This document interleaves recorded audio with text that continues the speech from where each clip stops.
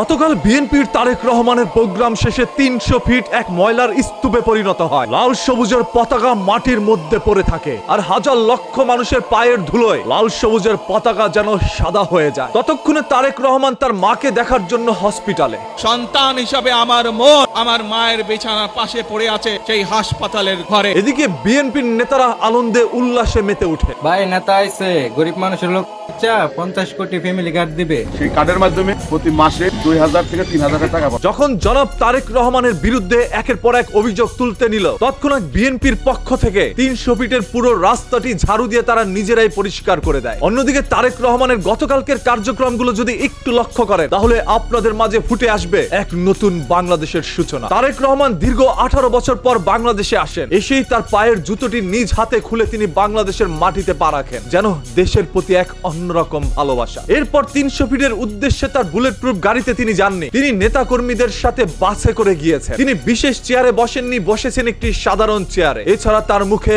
বরাবরই আল্লাহ নবীর নাম ছিল। ইনশাআল্লাহ আগামী দিনে দেশ পরিচালনার দায়িত্বে যারা আসবে, আমরা সকলে নবী করিম সাল্লাল্লাহু আলাইহি সাল্লামের ন্যায়পরায়ণতা, এই ন্যায়পরায়ণতার আলোকে আমরা দেশ পরিচালনার সর্বোচ্চ চেষ্টা করব। এরপর তিনি কথা বলেছেন আমাদের বাংলাদেশের শহীদ শরীফ বীর ওসমান হাদিকে নিয়ে। 24-এর আন্দোলনের প্রজন্মের এক সাহসী সদস্য ওসমান হাদিকে হত্যা করা হয়েছে। ওসমান হাদি শহীদ হয়েছে। ওসমান হাদি চেয়েছিল এই দেশের মানুষের জন্য গণতন্ত্র প্রতিষ্ঠিত হোক। যা আরো একবার স্মরণ করিয়ে দেয় এই তারেক রহমান নতুন প্রজন্মের জন্যই চিন্তা করছেন। মনে রাখবেন, উই হ্যাভ এ প্ল্যান। ইনশাআল্লাহ আমরা সেই প্ল্যান বাস্তবায়ন করব। হ্যাঁ, তার কাছে রয়েছে নতুন কিছু প্ল্যান, যেটাই পরিবর্তন করবে এই বাংলাদেশকে। এখন কাছে এদের মতো আনন্দ লাগতেছে। আবার কিছু নেতাকর্মীর দাবি তারেক রহমান যেন তার বাবা শহীদ জিয়াউর রহমানের মতো করে এই দেশ নিয়ে চিন্তা করে। ওনার বাবা যেভাবে দেশ চালাইছে, উনিও যেন ঠিক সেইভাবে দেশটা চালায়। তবে সেই দলের ধানের যতগুলো চিটা রয়েছে তাদেরকে ঝেড়ে ফেলে শুধু চালগুলোকে নিয়ে এগিয়ে যেতে হবে, না হলে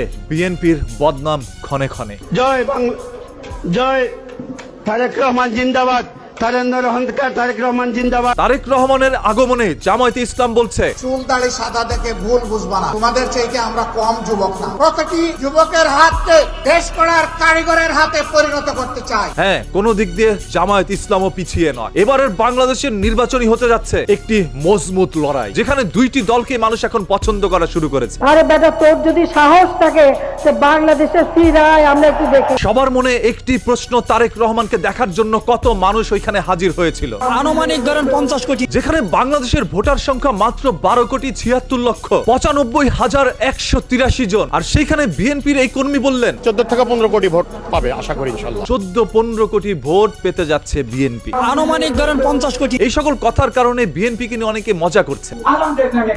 যদিও এতদিন বিএনপি সবার নজরে ছিল একরকম, তারেক রহমানের উপস্থিতিতে সেই নজর যেন পাল্টে যাচ্ছে। বাংলাদেশের এই আনন্দ উৎসব দেখে আপনারা কেউই ওসমান হাদিকে ভুলে যায়। ওসমান হাদি জীবন দিয়েছিল আপনার আমার এই বাংলাদেশের জন্য।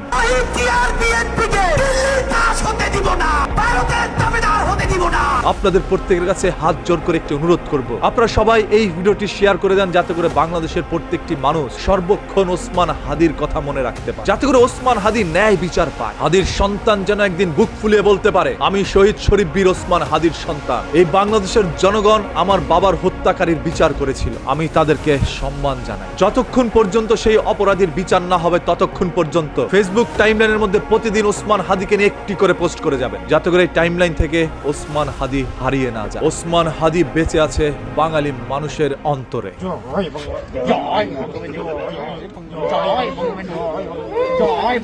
হাসিনের আইনে দেয়, তাহলে চুমা দিয়ে শেখ হাসিনা বদমাইশ কোথাকার।